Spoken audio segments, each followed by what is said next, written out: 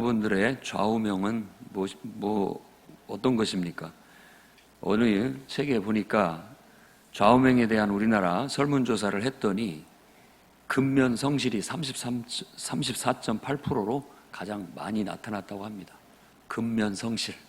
어디나 가면 쉽게 볼 수 있는 우리 대한민국 사람들의 정신이 아닌가 싶습니다. 옛날에 공자 선생이 제자들을 데리고 제 나라의 재상이었던 황공의 묘소를 찾았다고 합니다. 그랬더니 그 묘소 앞에는 그가 평소 보던 책, 그리고 입던 옷, 사용하던 물건들을 쭉 진열해 놨는데 그 중에 이상하게 눈에 띄는 것이 하나 있었는데 기울어져 있는 술독이었다고 합니다. 그 술독에 좌우명이라고 써 있었대요. 그래서 너무나 궁금해가지고 그 후손들한테 물어봤대요. 저게 저 기울어진 술독은 왜 저기다 놨느냐라고 했더니 그분께서 살아생전에 그 술독을 항상 옆에다 놓고 반면 교사로 삼고 살았다고 그렇게 얘기를 하더라는 겁니다. 그 술독은 신비가 담겨 있는데 이렇게 기울어져 있는데 거기에 술을 담으면 절반 정도 차면 똑바로 딱 서게 된답니다. 그러다가 술이 가득 차게 되면 갑자기 그 술독이 딱 기울어지면서 반절 정도 술이 다 또 쏟아진다고 해요. 그러면서 실제로 제자들한테 한번 시켜서 해봤더니 그렇게 됐다고 합니다. 그래서 그 공자 선생은 그걸 가져다가 자기도 자기 옆에다 두고 공부도 이와 같이 똑같다. 교만하면 결국은 해롭다라는 교훈으로 삼게 되었다고 합니다. 그래서 그 좌우명이라는 고사가 거기에서 나온 거고, 좌우명이라는 뜻은 늘 옆에, 그러니까 자리 좌자에다가 오른 우자, 오른쪽 자리에다가 늘 놓고 새길 명, 항상 새겨라 라는 그런 의미로 쓰여지고 있는 겁니다. 우리 그리스도인들은 하나님의 말씀을 늘 우리 옆에다 두고 그 말씀을 좌우명사라 사랑하는 사람인 줄로 믿습니다. 오늘 신명기 27장에 하나님이 약속하신 그 땅에 들어가거든, 요단을 건너 들어가거든, 바로 산에다가 큰 돌에다가 석회를 바르고 거기에다 하나님 말씀을 기록해둬라 라고 그렇게 얘기를 했다는 겁니다. 근데 요단강을 건너서 딱 들어가면 이제 마치 그 하나님이 약속하신 땅의 입구처럼 에발산과 그리심산과 에발산에, 그리심산에다가는 축복을, 에발산에다가는 저주를, 하나님의 말씀을 눈에 띄게 보이게 기록해 놔서 그것들을 보고 그 말씀대로 살아가게 되면 하나님이 너희에게 축복하실 것이다. 그야말로 약속하신 젖과 꿀이 흐르는 땅을 얻게 될 것이다 라고 말하고 있는 겁니다. 그래서 오늘 저는 이 말씀을 통해서 큰 돌을 세우고 석회를 발라 율법을 기록하라 라고 하는 명령을 중심으로 오늘 여러분에게 하나님의 말씀을 전하고자 합니다. 첫째는 여러분의 마음판에 하나님 말씀을 아주 분명하고 또렷하게 새기시기를 바랍니다.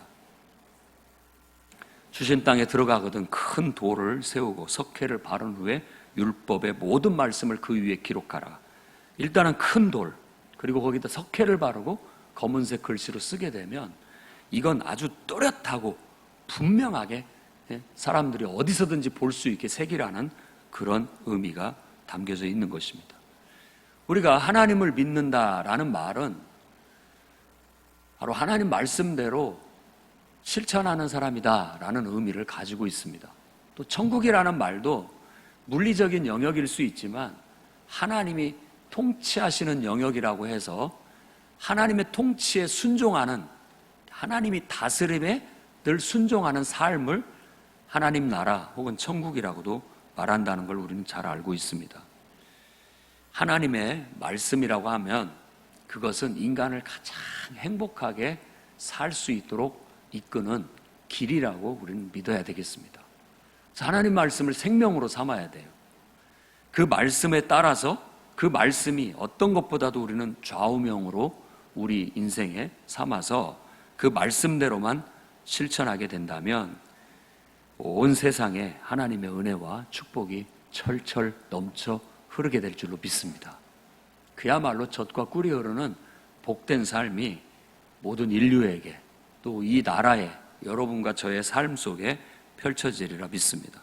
잠언서는 인자와 진리가 내게서 떠나지 말게 하며 그것을 목에 메고 내 마음판에 새기라 라고 그렇게 훈계하고 있습니다.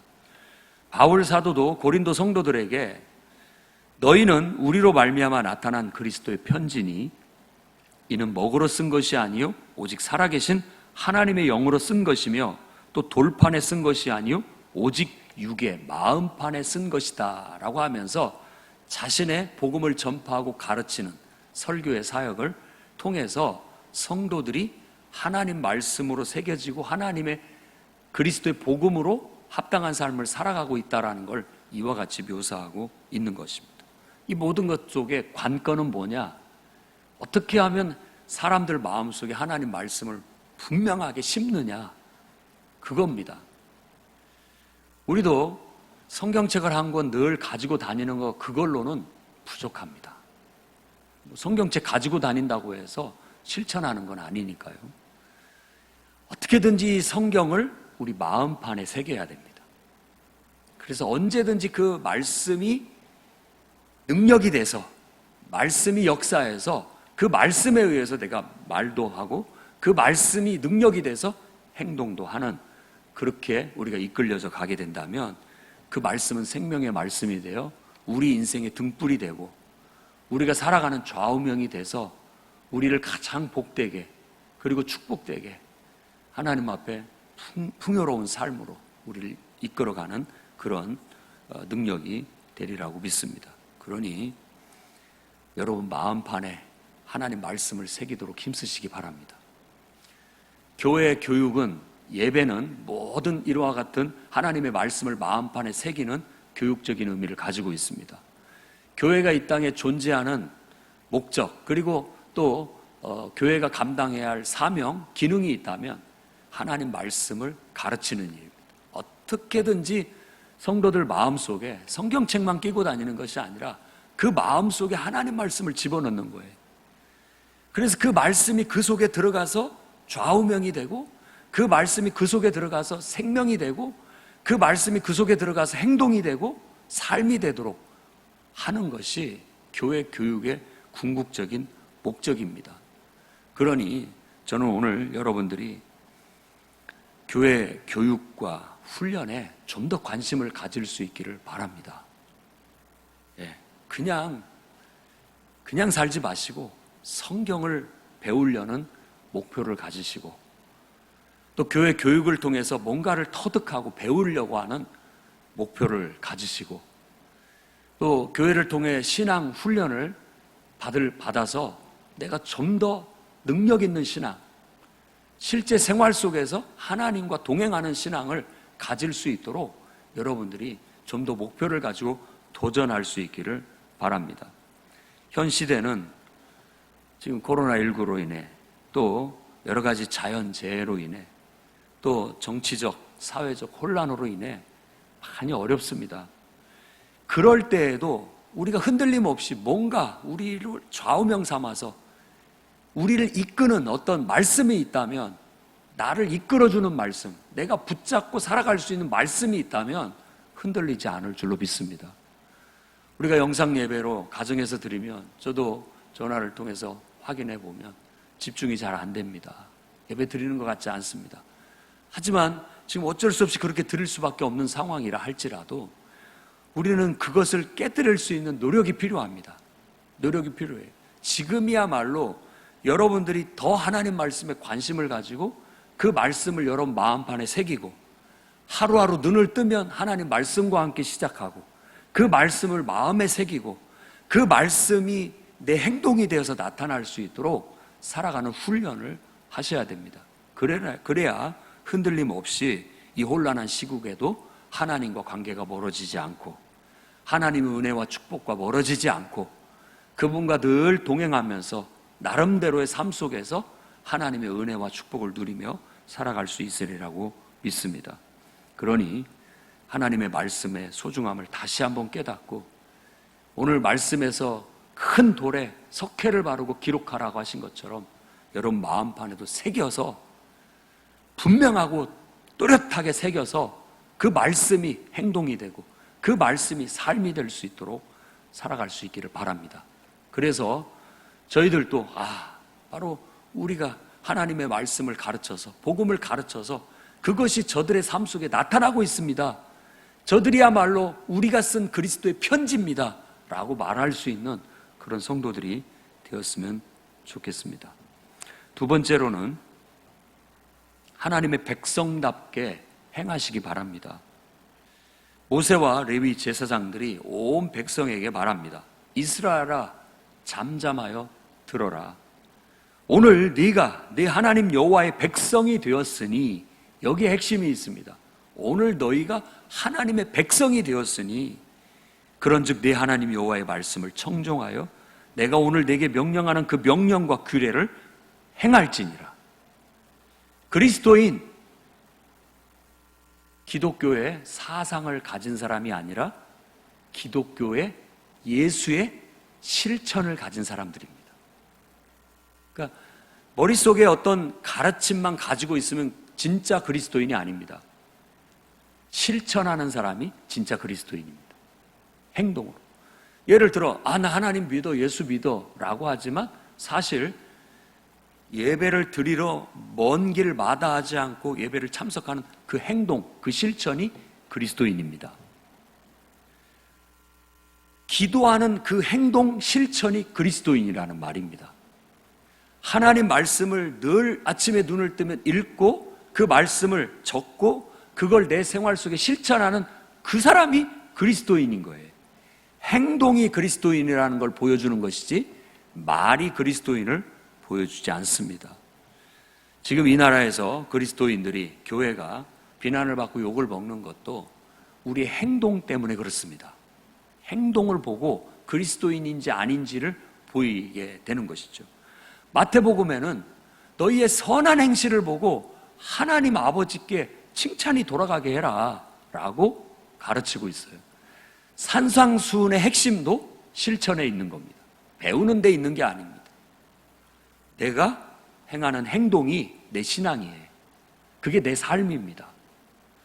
그걸 통해서 하나님의 선한 뜻이 나타나고 우리가 하나님 사랑과 이웃 사랑이라는 율법의 가르침, 성경의 가르침의 핵심을 실천하게 된다면 그걸 통해서 저 사람들은 참 훌륭한 사람들이야. 존경할 만한 사람들이야. 저 사람들의 모습을 우리는 본받아야 돼. 교회는 안 다녀도 그 사람들의 행동은 본받으면 좋아 라고 들을 수 있는 사람이 되도록 해야 됩니다. 성경의 신명기는 분명히 얘기합니다. 우리가 하나님의 보배로운 백성으로 하나님께서 우리를 부르셨다는 것. 우리를 보배로운 백성이 되게 하려고 불렀어요. 그래서 모든 민족 위에 뛰어나게 하시고 영광과 또 명예와 하나님의 찬송이 되게 하시려고 우리를 불렀다고 말합니다. 베드로는 우리로 그리스도의 아름다운 덕을 선전하려고 교회를 세웠다, 성도를 불렀다라고 말하고 있는 겁니다. 그래서 우리는 정말 하나님의 백성 혹은 성도라는 이름에 걸맞는 그런 행동을 하고 살아야 되겠습니다. 늘 여러분 말할 때 내가 성도다운 말을 하고 있는가? 내가 행하는 이 행위가 성도다운 행위에 합당한가? 내가 하는 이 말을 통해서 하나님이 드러나고 하나님이 칭찬을 받을 수 있을까? 내가 하는 이 행동을 통해서 하나님이 드러나고 하나님께 칭찬이 돌아갈 수 있을까? 라는 것들로 분별하고 살아갈 수 있기를 바랍니다. 그래서 정말 하나님의 거룩한 백성다운 그 명예와 그 이름의 영광을 우리가 지키고 유지하고 나아갈 수 있었으면 좋겠습니다. 성경의 가르침은 하나님 사랑과 이웃 사랑에 있습니다. 그래서 기독교의 가르침은 사랑입니다. 우리가 서로 사랑하면, 사랑을 실천하면 이로써 모든 사람들이 우리가 그분의 제자라는 걸 알게 될 거라고 말하고 있습니다. 꼭 예수 그리스도의 길을 걸어가시기를 바랍니다. 예수님께서 보여주신 겸손과 예수님께서 보여주시는 섬김과 예수께서 보여주신 그 사랑, 예수께서 보여주신 그 용서의 능력을 우리가 실천하며 살았으면 좋겠습니다. 일찍이 스콧 니어링이라는 사람이 있었습니다. 그는 교수이면서도 약간 진보주의적인 성향을 가진 사람이었어요. 그가 서구 문명에 완전히 염증을 느끼고 떠나게 됩니다.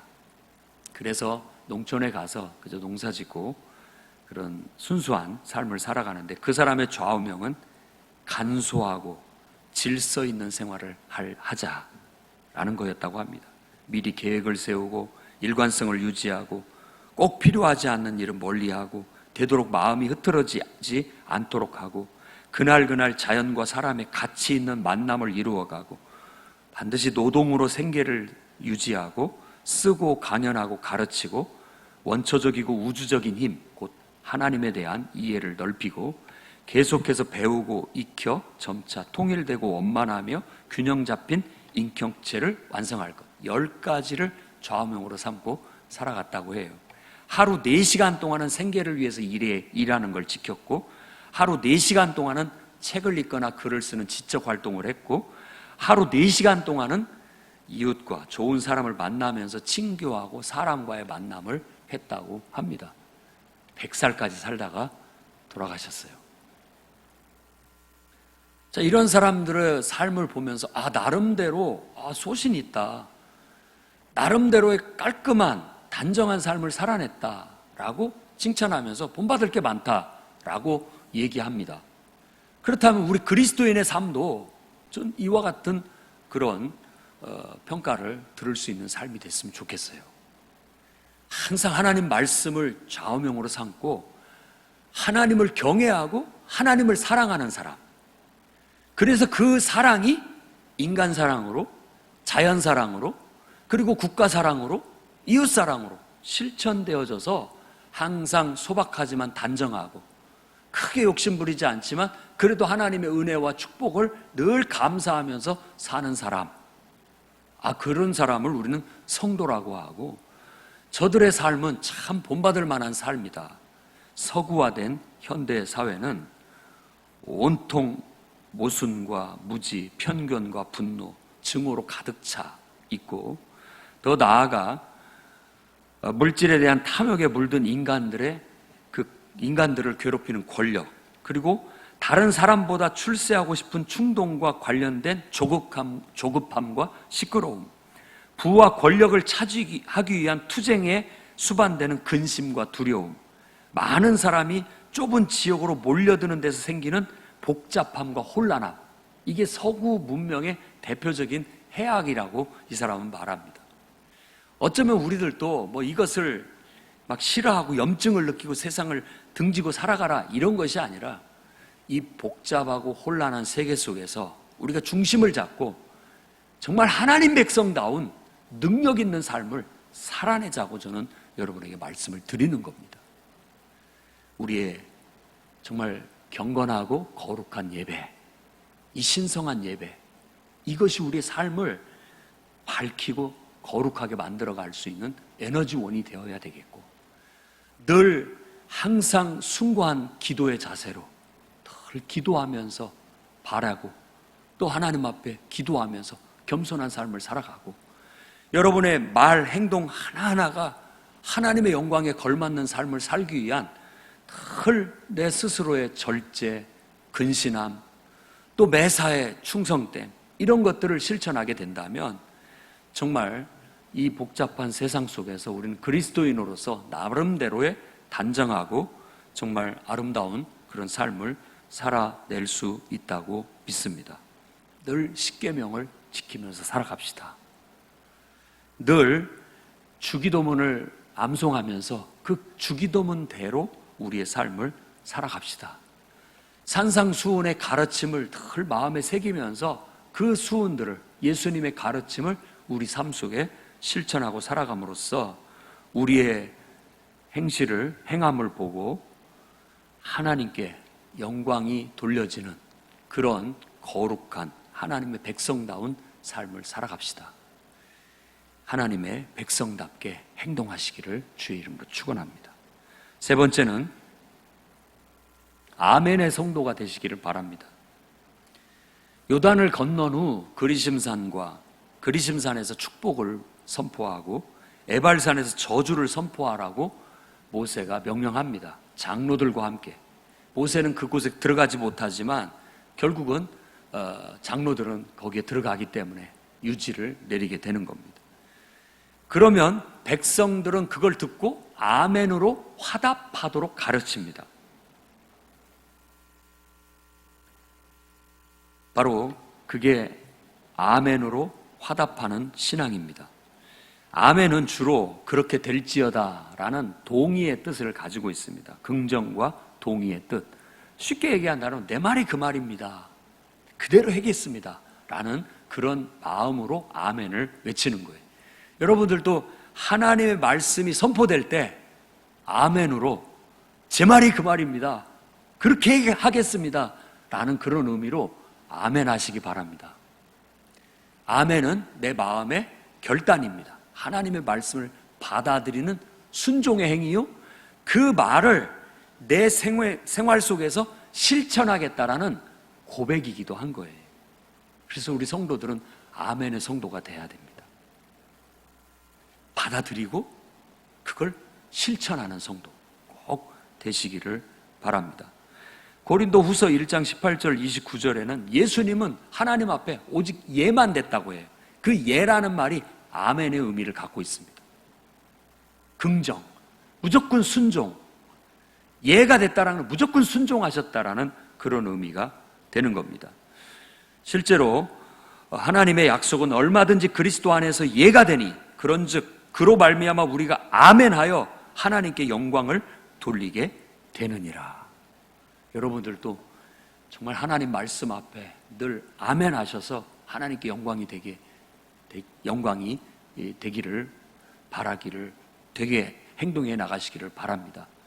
예수님도 이 땅에 오셔서 인간으로 이 땅에 오셨을 때 하나님 말씀 앞에 하나님 뜻 앞에 100% 순종하는 삶을 우리에게 모범으로 보여줬습니다. 그분에게는 아니오가 없었던 거예요. 하나님 말씀 앞에는 아니오가 없었어요. 그것이 내 마음에 들든지 내 마음에 들지 않든지 내 감정에 듣기 싫든지 좋든지 하나님 말씀이라면 그저 아멘 하셨고 그 말씀대로 순종하셨다라는 겁니다. 그 대표적인 것이 바로 십자가의 길이고 십자가의 죽음이었다라는 걸 우리는 잘 알고 있습니다.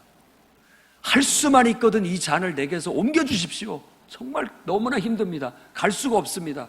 라고 했을 때에도 그 순간에도 기도로 이겨내시고 내 뜻대로 하지 마옵시고 아버지 뜻대로 하십시오 라고 하시면서 스스로가 아멘이 되신 겁니다.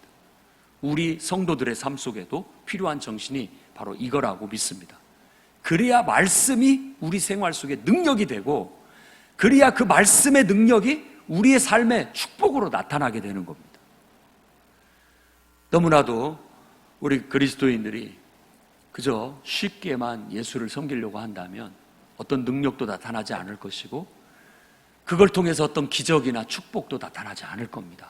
저는 여러분들에게 축복받을 수 있는 길을 가르쳐 드리는 겁니다. 여러분들이 하나님을 믿는 믿음으로 말미암아 능력 있는 삶을 살라고 지금 아멘의 신앙을 가르치는 거예요.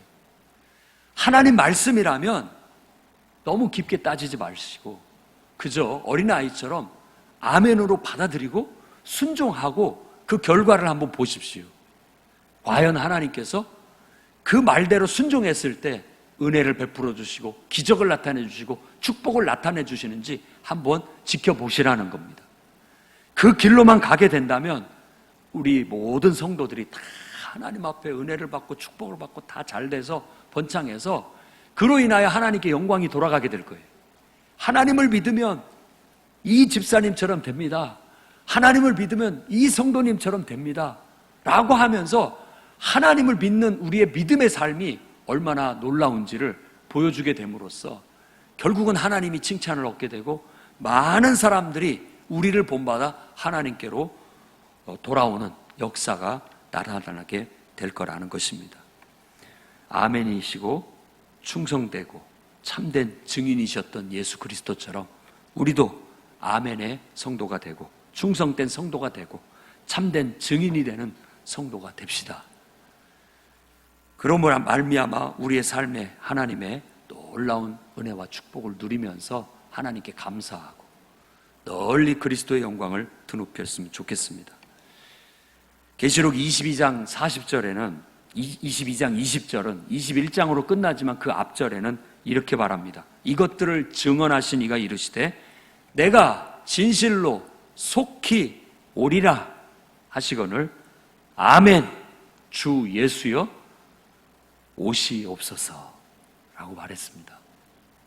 우리도 그럴 수 있었으면 좋겠습니다. 주님은 말씀대로 이루실 겁니다. 하나도 빠짐없이, 하나도 땅에 떨어짐 없이 그 말씀대로 하나님이 역사하실 거예요. 우린 그 말씀 붙들고 살아가고 그 말씀대로 아멘 주 예수여 오시옵소서, 말씀대로 이루어지기를 바랍니다, 말씀대로 됩니다 라고 고백하며 주님 앞에 살아갈 수 있기를 예수님의 이름으로 축원드립니다. 기도하겠습니다. 거룩하신 주님,